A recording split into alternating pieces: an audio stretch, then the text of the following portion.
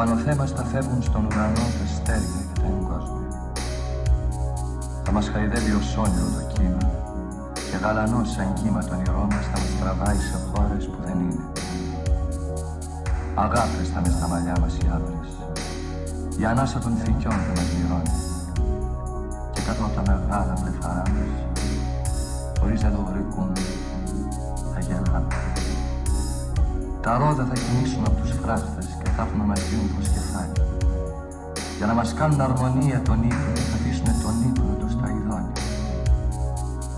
Γλυκά θα κοιμηθούμε σαν παιδάκια γλυκά και τα κορίτσια του χωριού μας αγρία παιδιές θα στέκουνε τριγύρω και σκύβοντας κρυφά θα μας μιλούνε για τα χρυσά καλύβια, για τον ήλιο της Κυριακής, για τις ολάσπρας γάστες.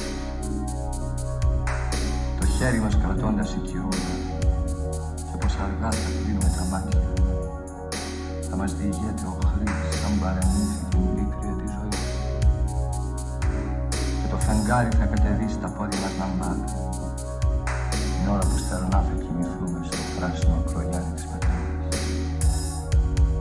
Γλυκά θα κοιμηθούμε σαν παιδάκια που όλη τη μέρα εκλάψαν